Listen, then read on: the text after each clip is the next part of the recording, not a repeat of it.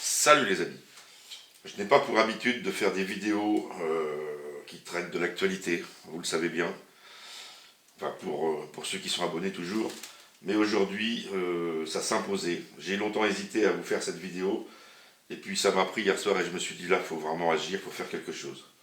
Pourquoi? Parce que nous sommes dans une situation catastrophique qui ne cesse d'empirer, la courbe de décès est exponentielle.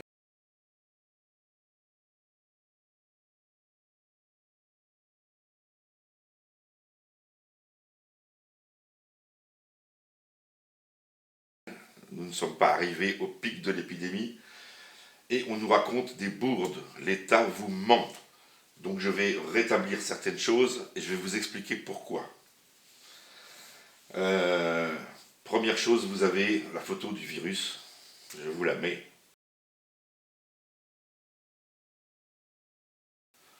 Voilà, donc une bestiole assez ordinaire, on va dire, qui ressemble à beaucoup d'autres virus. On va parler de sa taille pour commencer. Quelle est la taille de ce virus? Alors il a une taille qui est comprise généralement entre 60 et 140 nanomètres. Ça représente quoi? Ça représente 0,1 micron. Et ça représente 0,0001 mm. Alors je vais vous parler de masque, je vais vous parler de protection, de comment se défendre, je vais vous parler de tout ça. Il faut partir sur des vraies valeurs. Déjà, la taille du virus, pour comprendre le reste. Donc, première chose, il est encore impensable de voir aujourd'hui que des gens font du sport dans les villes. Je comprends bien que c'est difficile de rester chez soi, mais c'est la seule solution. Il n'y en a pas d'autre. Il n'y en a aucune autre. Il ne devrait y avoir personne dans les rues. Et même pour aller faire vos courses, pour aller chez le médecin, il faut le faire le moins possible. Il ne faut pas sortir. C'est la seule solution. Il n'y en a pas d'autre. Je le dis et je le répète. Quand vous allez faire vos courses, faites des courses plutôt en gros. Faites de la cuisine chez vous. Restez chez vous. Plus vous resterez chez vous, moins il y aura de morts et moins il y aura de malades. C'est clair, c'est net et c'est précis. Maintenant, bien sûr, on va être obligé de sortir, éventuellement pour faire des courses, aller chez le médecin, le dentiste, enfin des choses voilà, qu'on est obligé de faire. Mais on va prendre toutes ces précautions pour ça. Première chose, vous-même, moi-même, qui ne suis aujourd'hui pas malade, je peux contaminer des dizaines de personnes. Pourquoi? Je peux tout simplement être porteur sain de la maladie. C'est-à-dire, deux possibilités. Soit j'ai contracté le virus, mais mes défenses immunitaires m'ont permis de ne pas tomber malade. Par contre, je peux toujours contaminer les autres. Donc quand je parle, je postillonne, je vais contaminer tout mon entourage. À l'intérieur de ma maison, tout va y passer. Deuxième chose, je peux très bien tomber malade dans 14 jours, puisque c'est le délai d'incubation de la maladie. Donc je peux très bien avoir contracté le virus hier ou avant-hier, ne pas le savoir parce que je ne suis pas encore malade, mais je vais être malade dans 15 jours. Donc il faut que je me protège et des autres, mais que je protège aussi les autres. Les Chinois que vous voyez porter des masques à longueur d'année se protègent uniquement pour ne pas contaminer les autres. Ne croyez pas que c'est le contraire. Non, ils se protègent, ils protègent les autres, puisque les masques qu'ils utilisent sont des masques de protection qui empêchent leurs microbes de contaminer les autres personnes. Mais ils ne se protègent pas eux-mêmes. Vous voyez la différence de mentalité. D'une part, toute personne qui se sent malade ou doit rester chez elle et doit porter un masque de toute façon. Tout le monde devrait porter un masque, puisque dans ces conditions-là, on ne sait pas qui est malade, qui va tomber malade. Tout le monde devrait porter un masque. Sauf qu'on vous dit, il n'y en a pas, on va les réserver pour les hôpitaux, les gens du service hospitalier, médecin, infirmier, et tout ce que vous voulez, caissière, et c'est tout à fait normal, j'en suis tout à fait conscient. On vous dit que ça ne sert à rien de fabriquer vos masques, que c'est totalement inutile, que ça ne fonctionne pas, c'est totalement faux. C'est totalement faux. Regardez sur Internet, il y a eu des tests de faits, et pas des tests d'hier ou d'avant-hier, des tests qui ont déjà un certain temps, qui ont été faits sur des masques fabrication maison, avec des simples torchons. Quand on vous dit toussez dans votre coude, toussez dans votre coude, pourquoi? C'est pour éviter de postillonner, pour éviter d'aller déposer des gouttelettes avec des charges virales sur tout ce qui vous entoure, sur votre voisin, sur les objets qui vous entourent et autres. Pourquoi un masque en tissu devant la bouche ne fonctionne pas? Bien sûr qu'il va fonctionner. Il va empêcher ces gouttelettes d'atteindre quelqu'un. Bien sûr, l'efficacité sera moindre.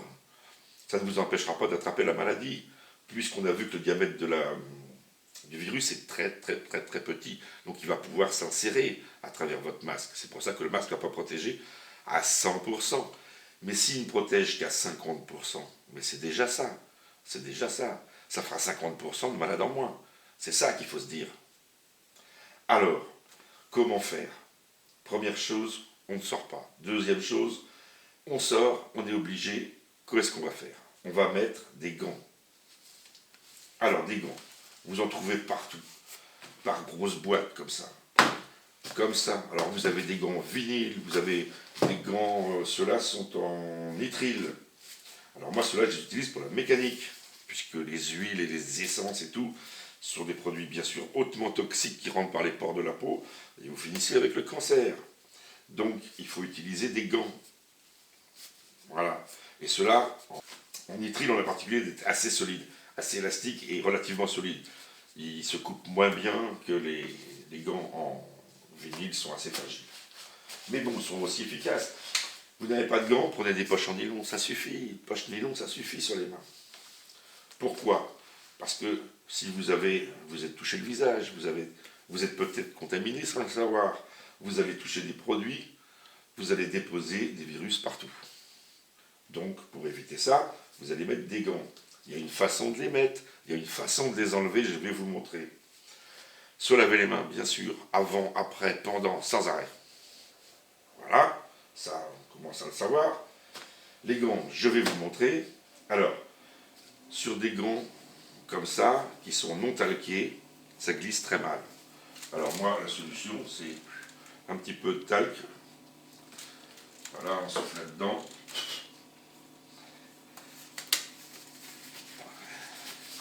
Voilà, quand il y a un petit peu de talc, ça glisse très bien.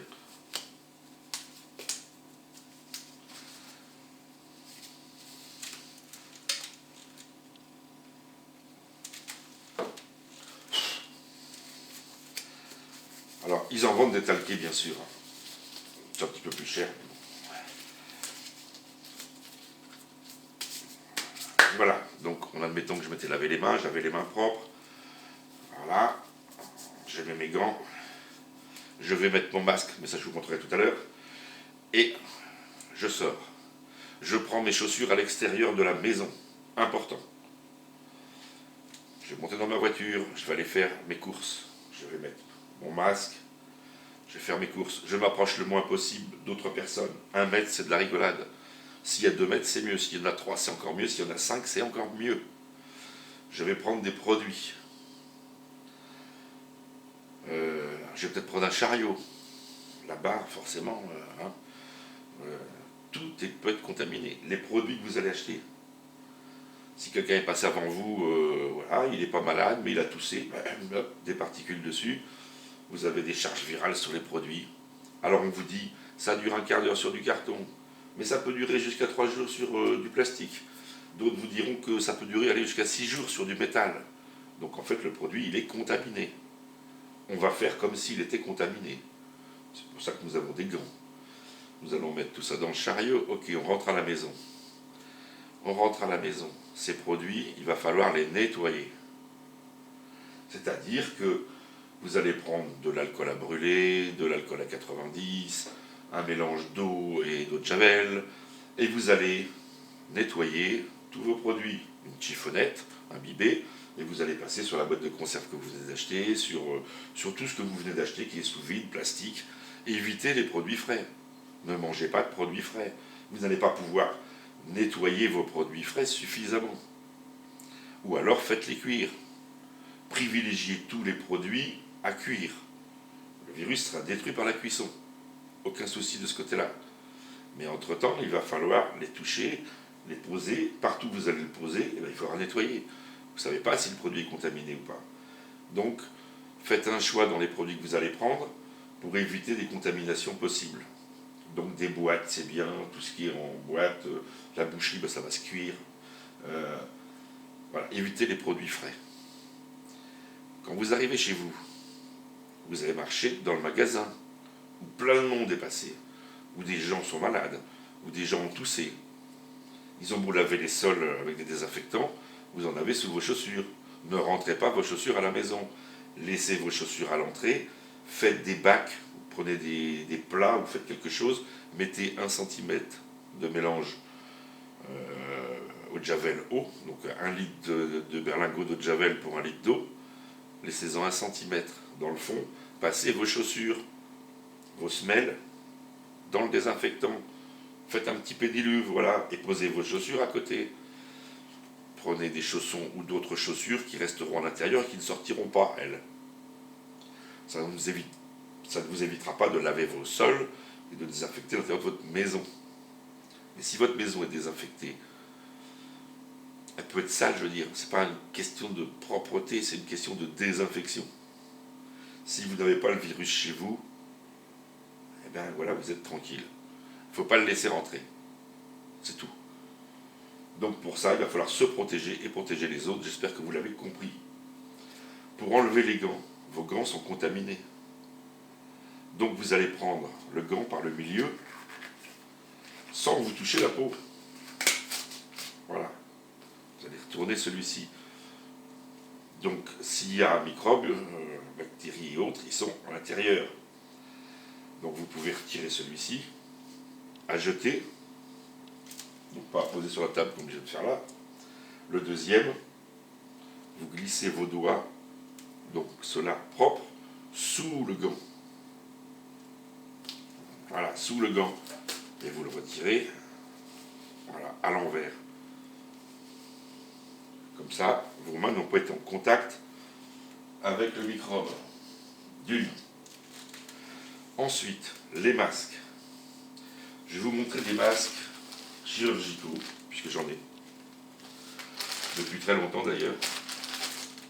Voilà. Masques chirurgicaux. Alors, chirurgicaux, classe 2. Type 2, EFB supérieur à 98%. Ça veut dire quoi? Ça veut dire que ce sont des masques là, qui se mettent comme ça, pardon, comme ça, parce que vous avez la petite barrette métallique en haut pour faire la forme du nez, et que ce sont des masques chirurgicaux. Ces masques-là ne protègent pas contre le coronavirus. Pourquoi? Parce que ces masques-là, ce sont des masques chirurgicaux, donc c'est des masques de protection pour le chirurgien, qui va éviter en fait d'envoyer des postillons dans la plaie du malade. Il ne fonctionne que dans un sens, de l'intérieur vers l'extérieur, mais il ne fonctionne pas de l'extérieur vers l'intérieur. Donc ça empêche de contaminer les autres, mais ça n'empêche pas de se faire contaminer. On est bien d'accord, ça ne fonctionne que dans un sens. C'est pour protéger les autres. Mais si tout le monde en avait, personne ne s'est contaminé. Alors 98% c'est l'efficacité. C'est-à-dire qu'ils sont classés par 1, 2, 3. Et là, 98%, c'est l'efficacité. 98% sont arrêtés par ce masque. Bien sûr, le catégorie 3 est quasiment 100%. Voilà. Alors, je vais vous mettre dans la vidéo pas mal de photos et de descriptions des fonctionnements de filtres. Donc je me suis fait un petit peu en tête aussi parce que je ne me souviens pas de tout, mais ça c'est mes vieux cours. Hein. Donc dans les techniques de filtration, que ce soit automobile ou autre, parce que moi je viens de l'automobile, vous avez des filtrations très fines, même en automobile. Il y a trois principes. Il y a l'effet d'inertie, c'est-à-dire que la particule va arriver avec de la vitesse. Par exemple, quelqu'un vient de tousser devant vous, la particule arrive avec de la vitesse, elle rencontre un filtre, donc c'est un maillage de fibres, mais la particule est très petite, elle est très très très petite. Avec de la chance, elle va joindre une fibre, et avec son propre poids, elle ne va pas dévier, elle va se coller directement sur la fibre. Bon, c'est bon, elle est arrêtée celle-ci.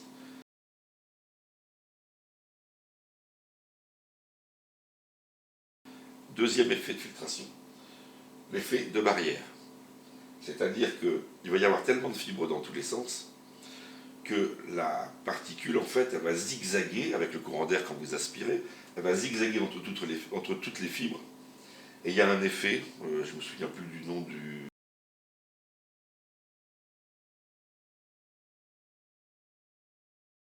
Et c'est un genre d'effet de capillarité. Là, si ça passe trop près d'une fibre, la molécule va se coller sur la fibre en passant trop près. Toc, arrêtez aussi. Vous avez un deuxième effet, c'est l'effet de diffusion.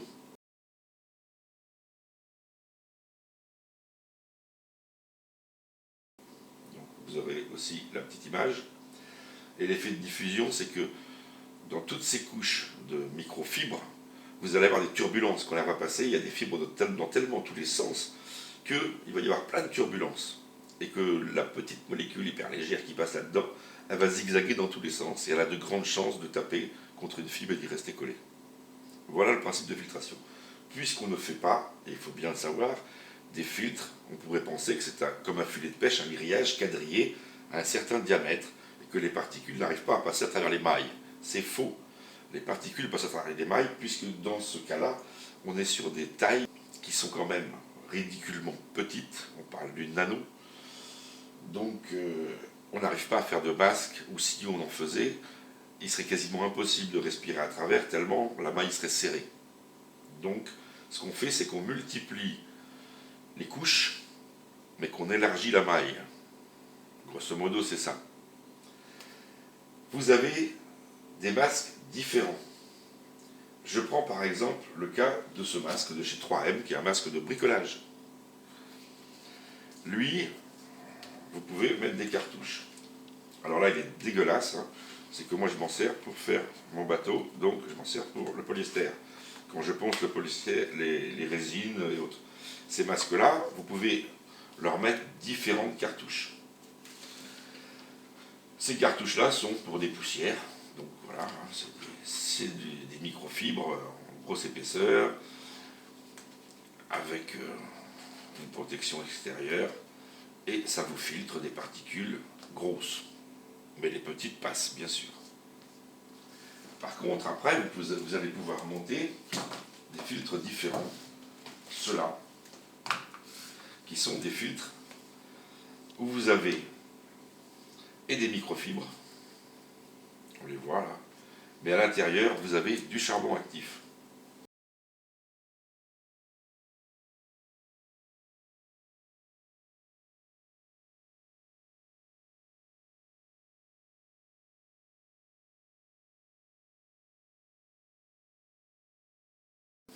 Et vous avez écrit organique vapeur. Donc, avec ces cartouches sont livrées une notice toujours, et vous voyez tout ce que ça peut arrêter. Ici. Par exemple, je vous montre, je vais vous le lire vite fait. Bon, c'est en anglais. Biological particules, particules biologiques. Alors ce respirateur, je vais le traduire, réduit l'inhalation, les exposants à un certain airborne de particules biologiques, donc ça, voilà, comme les virus, les bacilles, anthracite, les microbactéries, voilà, comme la tuberculose par exemple, donc c'est le bacille de Koch. Il faut savoir par exemple que ça le coupe à peu près à 80%, 85%. Donc, le bacille de Koch, lui, légèrement plus gros que le Covid-19, enfin que le Covid-19 c'est la maladie d'ailleurs, que le coronavirus. Puisque le coronavirus c'est le virus et le Covid-19 c'est le nom de la maladie. Donc ça fait quand même une très bonne protection. Mais sachez qu'avec ce masque-là, il s'adapte sur les côtés. Voilà, comme ça. Il y a des gaz en plus par-dessus. Et en plus, il y a des couvercles qui viennent se poser. Donc là, vous êtes, je veux dire, presque tranquille. C'est du classe 3. Mais, vous allez respirer, vous allez inspirer, l'air va être filtré. Mais par contre, ça demande un certain effort, puisque ça filtre très fin. Donc c'est difficile. Par contre, pour l'expiration, c'est une soupape. Ce qui veut dire, alors là on la voit à l'intérieur, mais elle est dégueulasse, parce que mon masque a traîné par terre. Il faut que je le lave. Voilà, ici. Le problème, puisque c'est une soupape, et que là il n'y a pas d'autre filtre, eh bien vous allez rejeter l'air de vos poumons directement sans filtration. Donc ce filtre-là, lui, c'est le contraire de celui-ci. C'est-à-dire que celui-ci, on va dire, il filtre un peu dans les deux sens, mais principalement dans un sens pour éviter d'expulser des particules. Celui-ci, c'est le contraire. Lui, il va vous protéger, celui-ci. Mais que vous, quand vous allez expirer l'air que vous allez expirer, si vous êtes porteur, va contaminer les autres. Mais par contre, il va vous protéger, vous, des autres. Vous avez bien sûr des masques FFP3, là c'est la marque 3M, mais 3M en fait du FFP3 bien sûr, qui eux vont protéger dans les deux sens. Attention, il y en a aussi à soupape. Dans des masques ordinaires, un peu comme ça, il y en a qui ont une petite coque avec une soupape. Alors il y en a, ils marchent que dans un sens. Voilà. Donc il faut savoir, si vous voulez faire un masque vous-même, il est tout à fait possible de fabriquer des masques. Vous avez des plans sur Internet. Donc regardez sur YouTube, vous avez des patrons, vous avez l'hôpital de Grenoble qui a dispatché le plan avec le patron pour faire vos masques vous-même. Eux, ils sont tout à fait d'accord pour ça, alors que d'autres sont contre. Non, bien sûr que plus vous mettrez de couches, plus vous vous protégerez des gouttelettes, moins il y aura de contamination. C'est une évidence. Il faut arrêter de raconter n'importe quoi. Je vous mets sur des pistes intéressantes si vous voulez faire des masques efficaces. Efficaces. Il faut commencer par prendre des matériaux qui ont déjà une certaine efficacité de filtration. Il y a des choses qu'on trouve partout. Des filtres à air de voiture. C'est tout bête, c'est un filtre à air de BM de ma voiture, donc 525 TDS, voilà. Vous voyez, vous avez un accordéon de papier. Ça filtre l'air qui rentre dans le moteur. Donc c'est pas une grosse filtration, mais on est quand même sur un papier spécifique, très fin. Donc les gouttelettes ne passeront pas. Il suffit de prendre un cutter, de découper les deux côtés, comme ça. Vous dépliez l'accordéon, vous vous retrouvez avec je ne sais combien de mètres de papier intéressant. Vous voyez ? Alors, ça c'est une solution. J'en ai un, c'est pour ça que je vous le montre. Mais il y a beaucoup mieux que ça. Vous avez les filtres d'habitacle. Et là, je vais vous mettre une photo.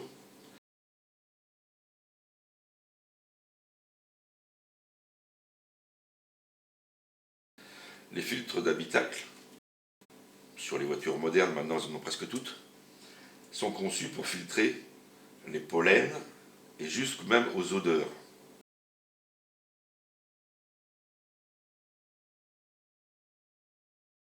Pourquoi ? Parce que certains, vous les avez en version naturelle, c'est-à-dire comme ça, mais qui filtrent beaucoup plus fin, et c'est la même technologie, c'est-à-dire c'est le même montage. C'est un montage en accordéon. Il suffit d'acheter juste un filtre, et ça vaut moins de 10 € sur certains modèles. Il suffit de découper le bord, comme dans celui-ci. Vous récupérez donc le tissu, la microfibre chargée en charbon actif, et là vous allez avoir un filtre largement supérieur qui est capable de filtrer quasiment des gaz, donc des odeurs. Vous vous approchez du FFP3, tout simplement. J'ai vu à la télévision, et ça j'étais un peu scié parce que J'en parle à ma femme, je dis il y a quand même des trucs à faire, quoi. Il n'y a pas de masque, il n'y a pas de masque, mais moi je sais pas, j'irai chez Decathlon, tiens, en rigolant, je dis ça à ma femme, j'irai chez Decathlon, je prends le masque intégral de chez Decathlon pour faire de la plongée. Celui qui protège les yeux et la bouche, vous savez, puis vous avez le tuyau au-dessus de la tête. Je me suis dit, on prend ça, on met un filtre au-dessus, et puis vous respirez dans un sens et dans l'autre sens, vos yeux sont protégés, la bouche est protégée, tout reste dans le filtre et au-dessus. Eh bien, tu auras l'air fin avec ton masque de Décathlon, avec un filtre sur la tête. Je vous le donne en mille. 2 jours après, à la télévision, l'hôpital de je ne sais quoi, je ne sais où, a équipé des patients de ventilateurs, je veux dire, de masques de chez Decathlon. Ils en ont même commandé 50, c'est ce qu'ils ont dit aux informations sur la 1. Ils en ont même commandé 50 pour ventiler les patients, puisque ça leur protège et les yeux et la bouche. On leur colle le masque, on leur envoie de l'oxygène par le tuba, on va dire. Et puis après, je ne sais pas comment est traité l'air à l'expulsion. Mais bon, voilà, ils protègent et les autres, et ils sont protégés. En plus, ça évite de les intuber. On peut leur amener un air plus chargé en oxygène pour avoir une meilleure ventilation, tout simplement. L'idée n'est pas bête du tout. Le produit coûte quasiment rien. Il suffit de quelques modifications. Je dis, au moins, voilà, il y a encore des Français pas trop cons qui font avec ce qu'ils ont et ils sont capables de se démerder. Et on est capable de se démerder. Ça, c'est un filtre et ça marche. Et ça marche. Et tout le monde en a de ça. Un torchon. Un torchon. Vous prenez les plans et vous le faites. Alors vous pouvez mettre tout ce qui est microfibre le plus fin possible. Vous pouvez mettre ça. Vous pouvez mettre du filtre à particules à air de voiture. Voilà. Mais ça en plusieurs couches, ça fera déjà un filtre. Ça fera déjà un filtre. Comme je vous dis, il ne sera pas efficace à 100%, ça, il en sera loin. Mais s'il est efficace que même qu'à 30%, c'est déjà ça. Ça évite déjà les postillons, donc ça évite les grosses charges virales d'aller se balader. Donc c'est toujours ça de prix. Puisque si quelqu'un, il n'a pas de masque, il tousse et d'un seul coup ça remonte des poumons, vous voyez ce que ça peut donner, un crachat par terre. Bien chargé, là, vous mettez le pied dedans, vous rentrez chez vous, dans votre voiture, vous rentrez chez vous, vous l'avez chez vous, vous le traînez partout, vous ne désinfectez pas, vous le lavez sur les mains, vous le mettez sur la bouffe, et ainsi de suite, et voilà, vous êtes foutu, vous allez être malade, ou vous avez des chances d'être malade, alors qu'on peut prendre des précautions. Et la précaution, la première, c'est gants,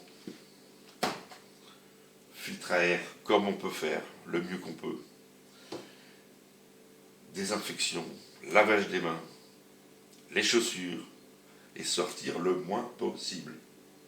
Je pense que si vous avez regardé cette vidéo entièrement, que vous faites ce que je viens de vous dire, je suis sûr et certain que cette vidéo va sauver des vies. J'en suis sûr et certain. J'insiste bien sur ce point-là. Si je la fais, c'est pour ça, et j'y crois, dur comme fer, qu'elle sauvera des vies. Et c'est pour ça que je l'ai faite. Voilà. Soyez intelligents, réfléchissez. Les Français ne sont quand même pas cons. Enfin, malheureusement beaucoup si, parce que quand je les vois encore courir dehors, ça m'exaspère. Parce que le problème, c'est pas le leur, c'est le nôtre. Et ça, ils n'ont toujours pas compris. Qu'ils peuvent être porteurs sains et qu'ils diffusent partout. Mais bon, ça viendra peut-être.